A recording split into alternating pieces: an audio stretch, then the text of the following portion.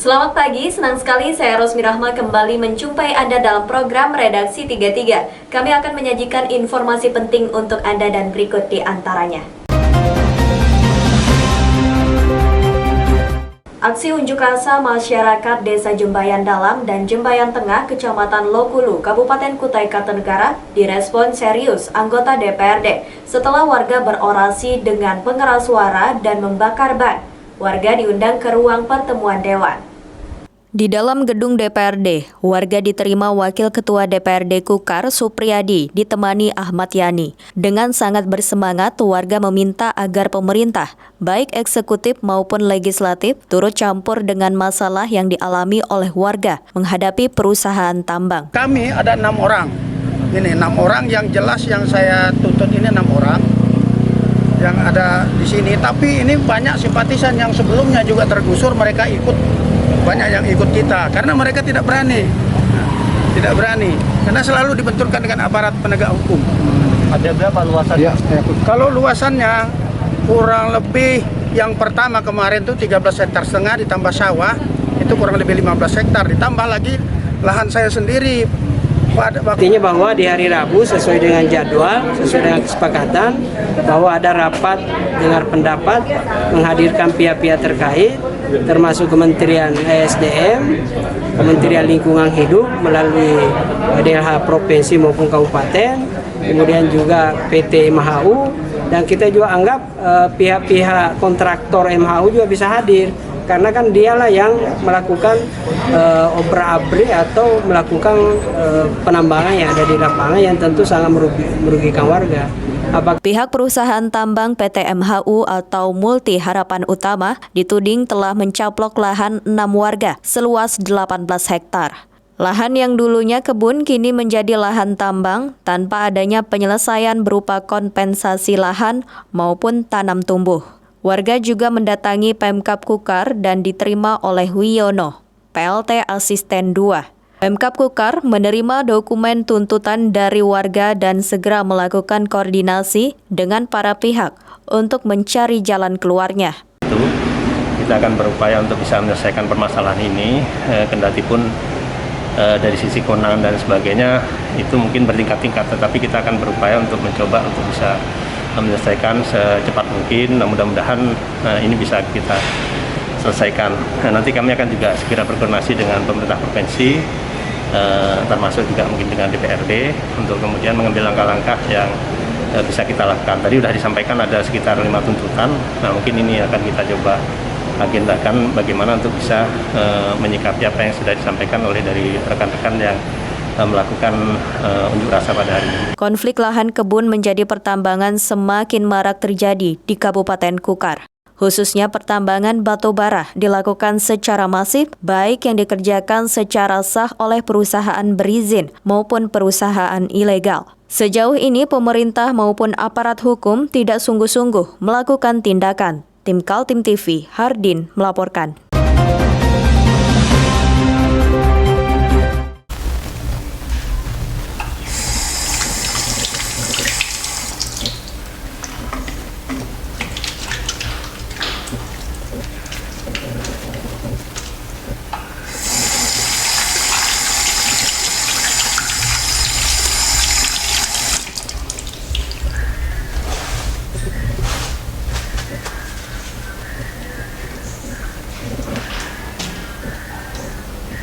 Meskipun di rumah saja, kita tetap selalu menjaga kesehatan, cuci tangan, menggunakan hand sanitizer.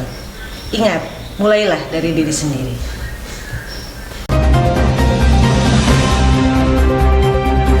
Kita beralih ke informasi selanjutnya. Langkah tegas dilakukan Perusahaan Umum Daerah atau Perumda Tirta Kencana Samarinda. Perusahaan plat merah yang akrab disebut PDAM itu kini bergerak melakukan tindakan terhadap para konsumen lokal seperti pencuri sambungan air dan penunggak pembayaran PDAM. Sejak bulan Maret 2021 lalu, Perumda Tirta Kencana mengerahkan tim kuasa hukum untuk mengejar konsumen air bersih yang nakal. Konsumen yang menunggak pembayaran selama 25 bulan bahkan lebih sudah pasti langsung diputus sambungan airnya. Gebrakan jajaran PDAM mulai menunjukkan hasil, sebab selama operasi itu berlangsung, pemasukan dari konsumen nakal langsung bertambah antara 500 juta sampai 1 miliar rupiah. Banyak di antara konsumen langsung menyelesaikan tunggakannya setelah disidak langsung ke lapangan. Ini gitu ya, kegiatan keempat. Jadi hasilnya hari ini adalah ini bukan sidak, tetapi ini adalah penindakan. Penindakan dari tunggakan pelanggan di atas 25 bulan. Ya, 25 bulan ke atas, inilah tindakan kami nyata dari Tirta Mahakam. Tirta Kencana Samarinda, ya, Perumda Tirta Kencana, ya, Tirta Kencana ini. Nah, ini salah satu yang kita tindak untuk melakukan penyegelan. Ada beberapa yang kita lakukan untuk pemutusan, dan ada kita melihat tadi satu indikasi ada pelanggaran pidana di situ. Ya, ada pencurian air di situ, ada pelanggaran. Nah, nanti saya selaku kuasa hukum akan berkoordinasi dengan direksi apa yang harus kita tindak lanjut ini. Ada indikasi pencurian air ini, kan gitu. Apakah kita lanjutkan atau nanti tinggal menunggu perintah dari direksi. Aturan terhadap pelanggan PDAM Samarinda sudah jelas. Jika menunggak selama 3 bulan pembayaran air bersih, petugas melakukan penyegelan dan baru dibuka kembali setelah dibayar. Sedangkan jika ketahuan ada warga melakukan pencurian air dari sambungan ilegal, maka perkara itu bisa diproses oleh kepolisian. Salah seorang konsumen yang didatangi oleh tim kuasa hukum mengakui kesalahannya dan akan melakukan penyelesaian administratif. Tim Kaltim TV, Heriman melaporkan.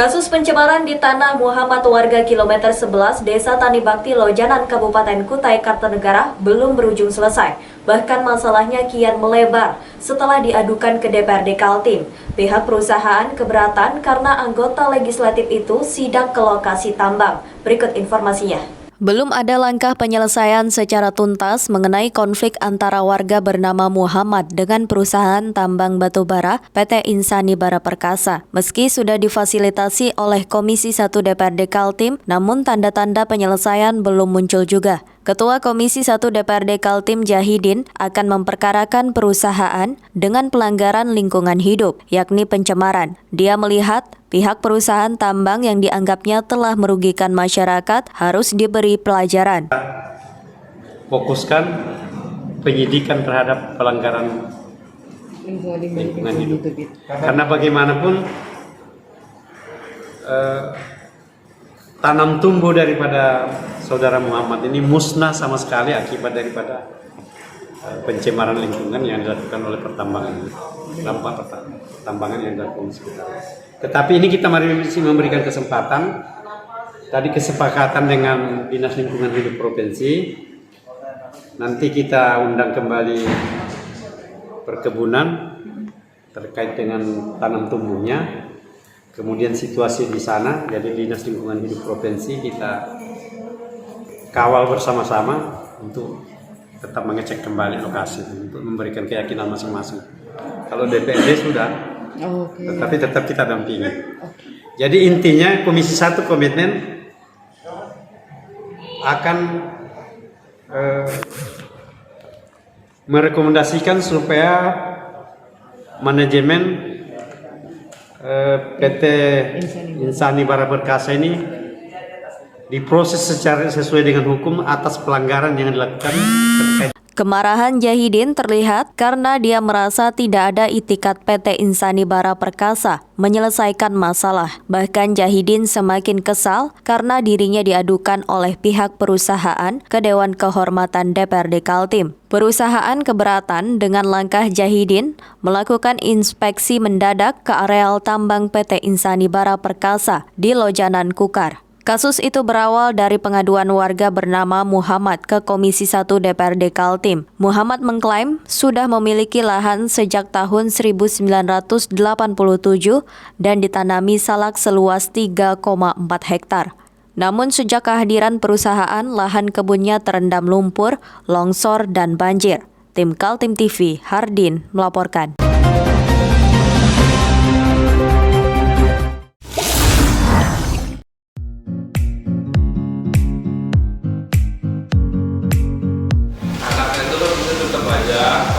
Cara mudah beriklan digital di Kaltim TV.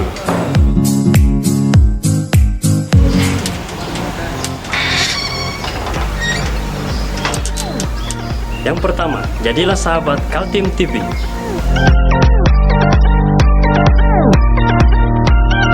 Dengan Rp1.000.000, para sahabat mendapat 20 kali tayang di slot berita kamu.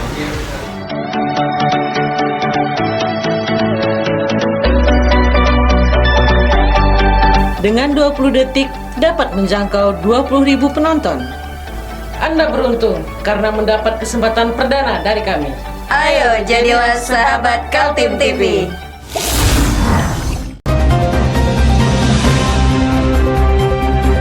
Rekrutmen direksi dan pengawas Perusda milik Pemprov Kaltim yang sedang berlangsung mengundang protes Baharudin Demo. Politisi PAN di DPRD Kaltim itu mempersoalkan tidak dibukanya kurikulum vitae 55 orang calon yang telah mendaftar. Berikut informasinya. Inilah yang diutarakan Baharudin Demo kepada wartawan usai rapat dengar pendapat dengan Pemprov Kaltim dan tim seleksi direksi dan badan pengawas Perusda di Kaltim.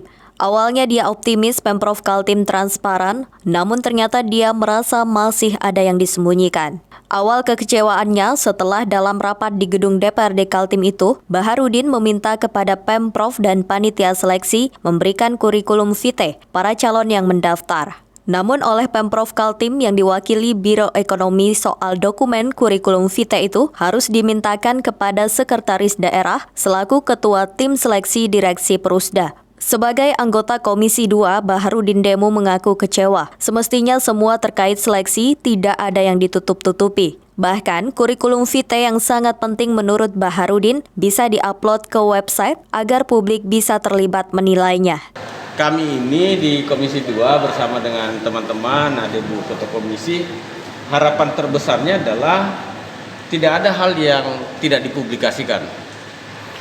Nah, sehingga yang membuat kami kecewa tadi sedikit, pertama adalah pada saat kami minta kurikulum vitae saja, ya harus lapor ke Pak Sekda. Karena memang koordinatornya itu kan Pak Sekda. Saya bilang, ya seharusnya orang yang datang ke sini kan sudah dikasih mandat toh, nggak perlu lagi lapor. Makanya saya bilang, kalau tidak diberi, kita tunggu 1 hari 2 hari ini. Kalau dia tidak beri, ya saya dari awal bahwa ini tidak transparan gitu dalam rangka untuk rekrutmen. Karena seleksi calon direksi dan badan pengawas Perusda telah berjalan tahap pertama, menyangkut verifikasi dokumen dan tes kejiwaan. Dari 61 pelamar yang lolos administrasi, tersisa 55 calon yang berlanjut ke tes kejiwaan dan asesmen. Nantinya 55 calon diseleksi menjadi 14 orang untuk menduduki jabatan direksi dan 1 badan pengawas atau komisaris independen.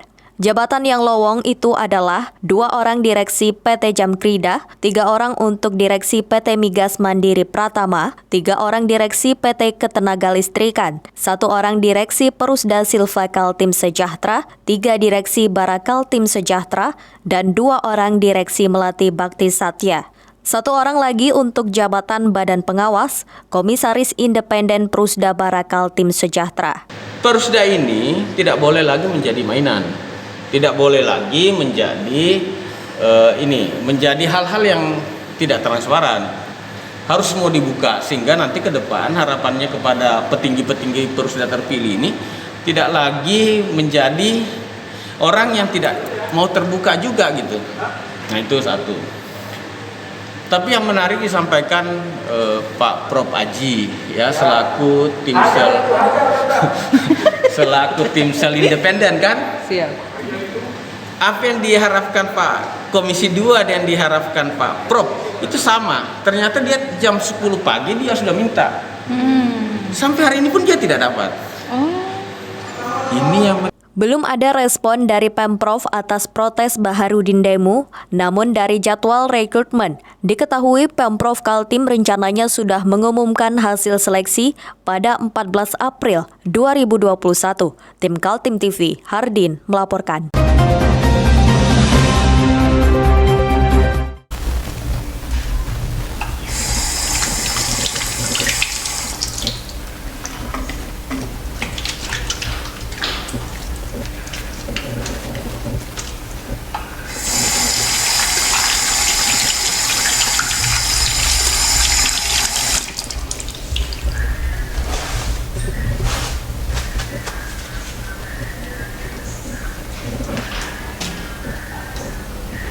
Meskipun di rumah saja, kita tetap selalu menjaga kesehatan, cuci tangan, menggunakan hand sanitizer. Ingat, mulailah dari diri sendiri.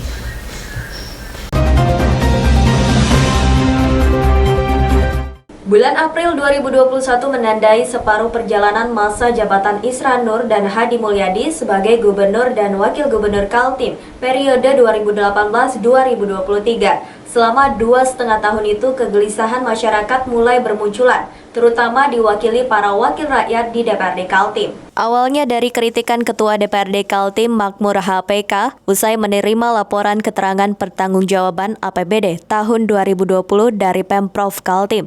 Makmur dengan tegas mengatakan, dari sisi pembangunan infrastruktur tidak ada kemajuan. Ternyata tidak hanya Ketua DPRD yang merasa perlu melemparkan kritik terhadap eksekutif. Anggota DPRD Kaltim lainnya adalah Sutomo Jabir dari fraksi PKB dan Baharudin Demu dari fraksi PAN. Keduanya juga mengakui awalnya punya ekspektasi yang tinggi terhadap kepemimpinan Gubernur Isran Nur dan wakilnya Hadi Mulyadi. Apalagi dengan konsep Kaltim berdaulat yang tampak menjadi pembeda dengan para pemimpin provinsi ini sebelumnya.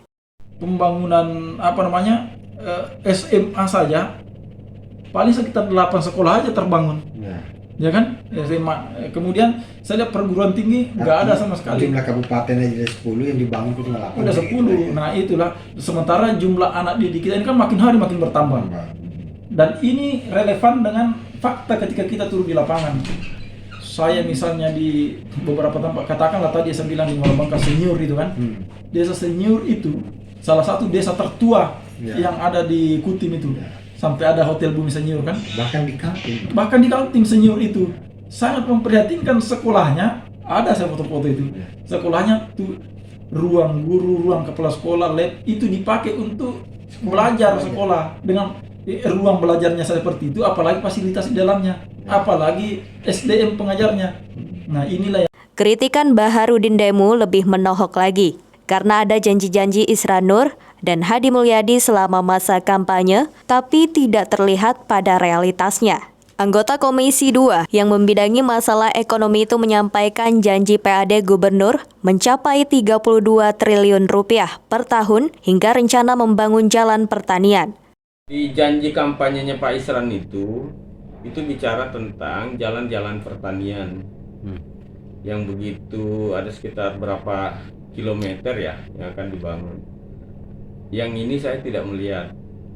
Artinya dari sisi saya selaku Komisi 2 memantau, karena ini mitra Dinas Pertanian, Dinas Pangan, Tanaman Pangan dan Hortikultura, saya tidak melihat ada program-program. Sementara itu ada di komitmen janji Pak Isran. Bagaimana Pemprov Kaltim merespon kritikan-kritikan tersebut? Hadi Mulyadi mengakui perjalanan kinerja yang dilakukannya belum sempurna. Tim Kaltim TV, Hardin dan Heriman melaporkan.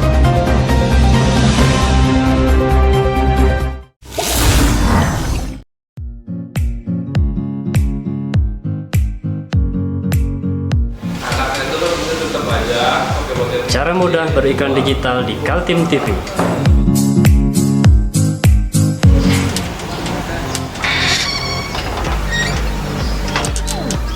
Yang pertama, jadilah sahabat Kaltim TV.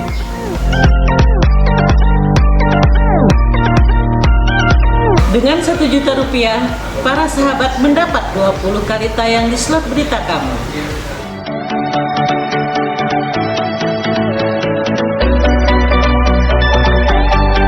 Dengan 20 detik dapat menjangkau 20.000 penonton. Anda beruntung karena mendapat kesempatan perdana dari kami. Ayo jadilah sahabat Kaltim TV.